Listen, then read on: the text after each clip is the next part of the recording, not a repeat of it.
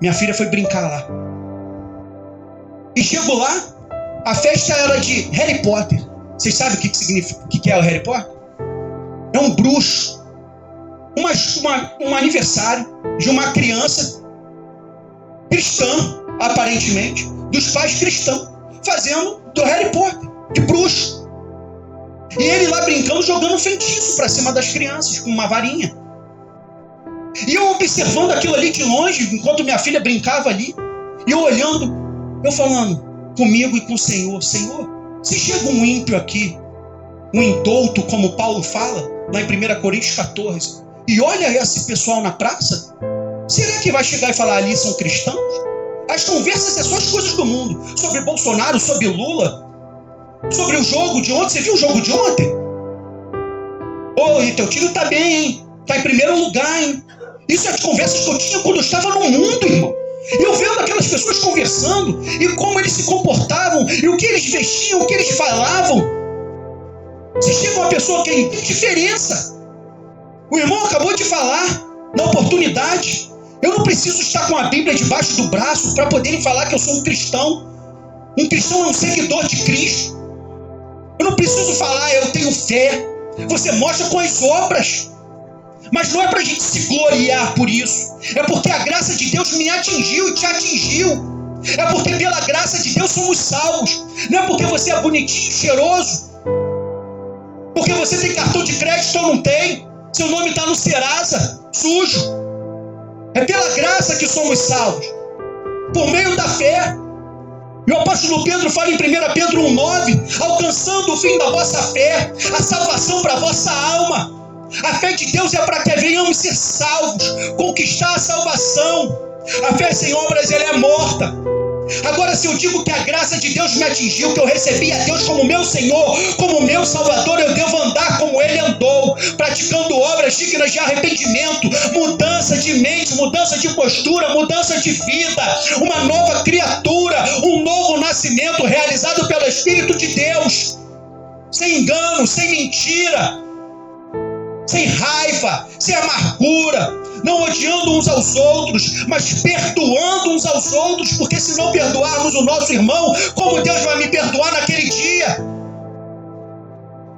Amando a Deus de todo o coração, de toda a força, de toda a alma, de todo o entendimento, amando a Deus acima de todas as coisas.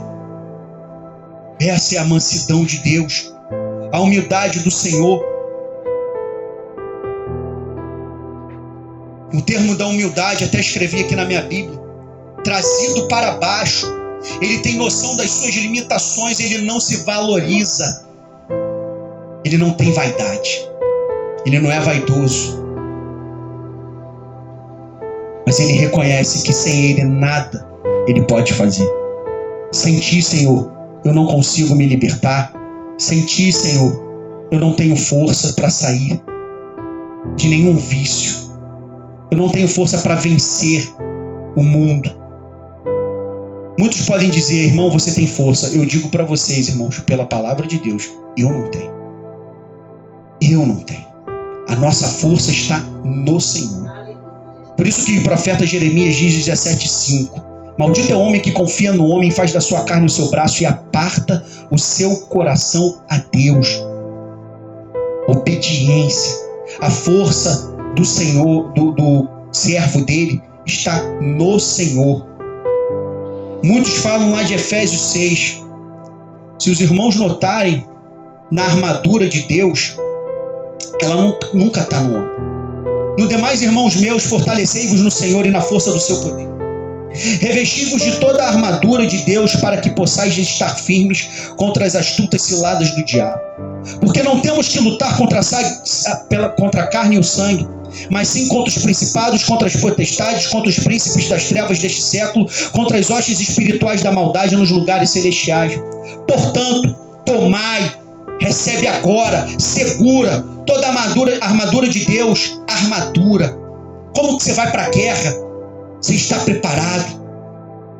Davi foi lutar contra os gigantes, quiseram dar uma outra armadura para ele, mas ele já estava com a armadura de Deus. O espírito dele já estava em Davi. O espírito do Senhor já tinha tomado Davi, a palavra fala, que se apoderou dele. Ele tirava as ovelhas dele das garras do leão, do urso. Ele lutava quando o urso, o leão vinha contra ele e tirava a vida daquele animal, mesmo sendo muito mais forte do que ele. Mas não era a força de Davi, era a força de Deus na vida de Davi. Com uma pedra ele derrubou um gigante. Essa pedra tem que estar na minha vida e na tua vida. Essa pedra fundamental, a pedra de esquina, a qual foi rejeitada pelos religiosos naquela época, a qual muitos têm rejeitado hoje em dia. Ele tem que ser o nosso alicerce, o nosso fundamento, que se chama Jesus Cristo, porque em nenhum outro há salvação nos céus, mas somente o Senhor. Ele é a nossa pedra, Ele é a nossa salvação, e que nós venhamos estar firmes e constantes em sua obra, em todo momento, firmes e constantes, ou seja, que não sofre variação, que não qualquer vento vai derrubar aquela casa, que a tempestade não derruba aquela casa, porque ele está firme na rocha. Humilhe-se ao Senhor, sujeite-se à vontade de Deus, busca Ele cada vez mais, reconhecendo em teu coração: Senhor, eis-me aqui, eu não aguento mais sofrer nesse mundo. Eu estou agora ouvindo essa palavra, mas meu coração está longe, meus pensamentos estão na esposa, porque eu penso que ela pode estar até com outro e vai me abandonar. Mas esteja com pensamento em Deus e creia no Senhor. Que nós podemos abandonar a família, e talvez até a família nos abandonar, a esposa, o filho, todos, mas Deus não nos abandona. Ele quer ser o meu Pai, Ele quer ser o teu Pai, Ele quer ser o nosso Senhor. Por isso que Ele fala em Lucas 6,46: por que me chamais Senhor, e não fazeis o que eu vos digo? Chamamos Ele de Senhor, mas não obedecemos. Tomai toda a armadura de Deus, para que possais resistir no dia mau, e havendo feito tudo, ficar firmes. Oração, jejum, irmão. Sem jejum, nós não vamos nos manter firmes. Deus tinha dado poder e autoridade aos discípulos, mas eles não conseguiram expulsar o demônio daquele menino, daquele pai de família. Eles chegaram para Jesus. Esse pai chegou. Os teus discípulos não conseguiram expulsar esse demônio. Geração incrédula, até quando estarei convosco? E ele vai lá e expulsa o demônio. E os discípulos perguntam: mas por que não conseguimos expulsar esses demônios? Porque essa casta só sai com jejum e oração. A vida constante de jejum, de oração, para que essa casta saia da nossa vida, para que Deus venha nos usar para os outros, jejuar para a vida do próximo, para que ele venha verdadeiramente ser liberto pelo Senhor. Revestir de toda a armadura. Estai, pois, firmes, tendo cingido os vossos lombos com a verdade. E quem é a verdade? E vestido a couraça da justiça. E quem é a justiça? Jesus. Paulo fala que ele foi feito de sabedoria e justiça de Deus, em 1 Coríntios 1. E calçados os pés na preparação do Evangelho da paz. Quem é o Evangelho? Jesus. Tomando sobretudo o escudo da fé. Quem é a fé? Jesus. Eu sou o autor e o consumador da fé. Ele fala no livro de Hebreus. Com o qual podereis apagar todos os dardos inflamados do maligno. Você vê, o escudo da fé nos torna aptos a apagar todos os dardos inflamados do maligno. Pode vir qualquer pensamento contrário, a nossa fé está em Deus. Os nossos olhos estão no alto, que é da onde vem o nosso socorro. Tomai também o capacete da salvação. Quem é a salvação? E a espada do Espírito, que é a palavra de Deus. E quem é a palavra de Deus? E no princípio era o verbo estava com Deus, e o verbo era Deus. Ele é a palavra viva. Ele é o Senhor. Que eu e você possamos guardar essas palavras em nossos corações. Buscar o Senhor cada dia mais. Sendo humilde como José. Não é porque eu vou pecar contra Potifar, contra o líder da casa. É que eu vou pecar contra Deus se eu me levantar. Contra Deus. Porque se eu não for obediente, eu serei lançado nas trevas exteriores. E ali haverá pranto e ranger de dentes. Amém, irmão? Que o Senhor seja conosco, venha nos fortalecer, venha nos fazer andar cada vez mais no seu caminho, nos firmar nessa rocha verdadeira. Porque há caminhos para homens que parecem direito, mas são laços de morte. Mas Ele é o caminho, a verdade e a vida. E através dele teremos essa vida verdadeira. Entregamos as nossas vidas em suas mãos. Deixa Ele reinar na tua vida, para que vocês possam estar livres desse vício.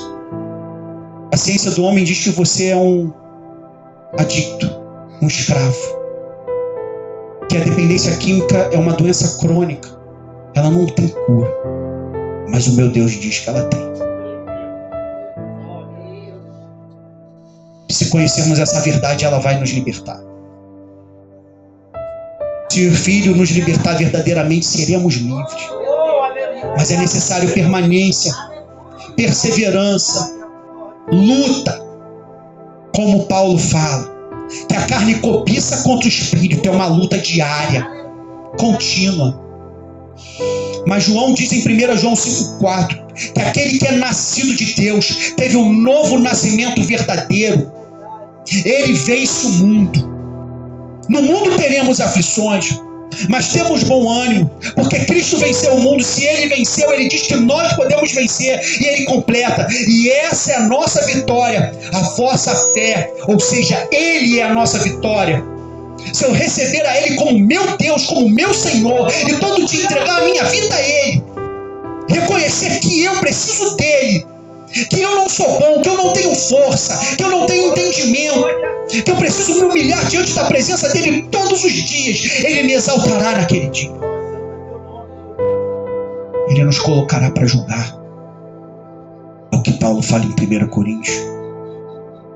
Porque somos bons? Não, Ele é. Mas porque ouvimos a sua voz e o seguimos, obedecendo.